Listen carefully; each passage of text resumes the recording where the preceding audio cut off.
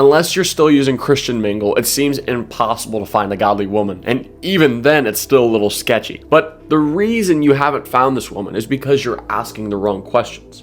I get so many people asking me, Nate, how do I find a godly girl the way you did? And I get it, it's a good question. I mean, you should want to find a godly wife. But there's a much deeper question that you need to be asking. My name is Nate, and I help Christian men just like you maximize their God-given potential. And today, I'm going to expose the secret of preparing to be a godly husband for the woman God gives you. First, we have to understand what a godly woman is. Proverbs 31 reveals to us the secrets of a godly woman. And in verse 30, it says, "Charm is deceitful and beauty is vain, but a woman who fears the Lord is to be praised." So whenever you are in a position to find this girl, you must understand that her love and fear of the Lord, meaning her obedience to him, is above anything else. Sure, she might be good looking, but if she doesn't have that, none of it matters. But more importantly, instead of asking the question, where do I find a Proverbs 31 wife? You need to be asking yourself, am I an Ephesians 5 man? This question over the last few months has tormented me.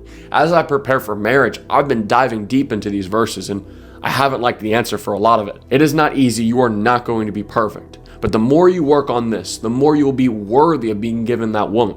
You got to ask yourself, if I were God, would I give myself one of his daughters? And if that answer is no, you got way more to work on than finding that girl somewhere out there. Now, regardless of whether you're single, you're dating, engaged, or married, these verses apply for you. What you do right now will dictate your future legacy. As the Bible says, we will have to make an account for everybody in our household. That is the responsibility of being a man, father, and husband of God. And you cannot take it lightly regardless of the stage of life you're in. In Ephesians 5, verse 25, it says that husbands should love their wives as Christ loved the church and gave himself up for her, so that he might sanctify her, having cleansed her by the washing of the water with the word. Paul says that we must love our wives and sacrifice ourselves for her, just like Jesus. And how did he do this? Paul reveals to us in Philippians 2 that a love like Christ is not doing anything from selfish ambition, but instead counting others more important than ourselves. This may seem crazy to you, especially if you're not a committed Christian, but it's paramount. The more you do this, the more you will be satisfied and the greater impact you will make. And on top of this, we must lay our lives down.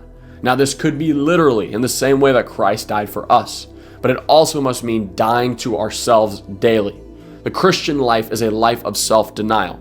So those fleshly desires you have, for comfort, for lust, for status, all of these things we must lay at the feet of Christ and instead pursue him. You need to practice right now self-denial.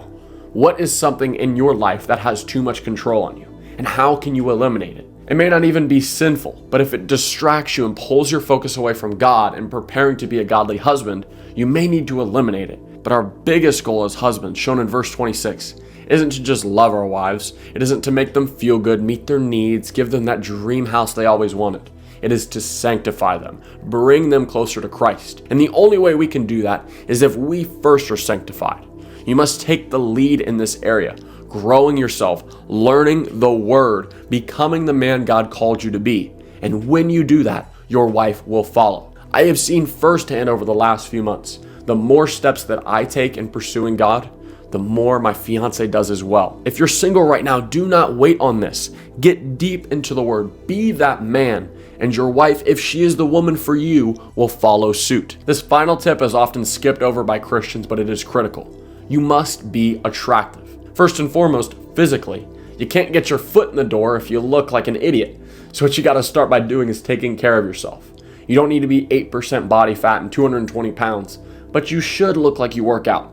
Consistently go to the gym 3 or 4 times a week, lift heavy weights, and eat foods that God designed, not man corrupted. On top of this, you should have character that is attractive. This is even more important, just as it said in Proverbs 31, that a wife who fears the Lord is to be praised above a woman who is just beautiful. If it is clear when a woman meets you that you have self-respect, you have confidence, you have discipline, you are going to be a man worth leading, and she is going to want to follow you. I cannot emphasize this enough. Focus on yourself. Build yourself up into a man of God deserving of having a godly wife, and eventually that time will come. It happens at a different moment for all of us. You should be pursuing that. You should be looking for opportunities instead of just sitting at home complaining that you haven't found a godly woman. Go out there, go to church groups, things like that, but at the same time, be patient. Do not rush this. God will give you that woman when it's time. But in the meantime, continue to develop yourself and prepare yourself for the greatest responsibility you will ever have. You have no idea what hangs in the balance with your actions now. So do not waste this time. Take advantage of it and you won't regret it. I love you guys. God bless.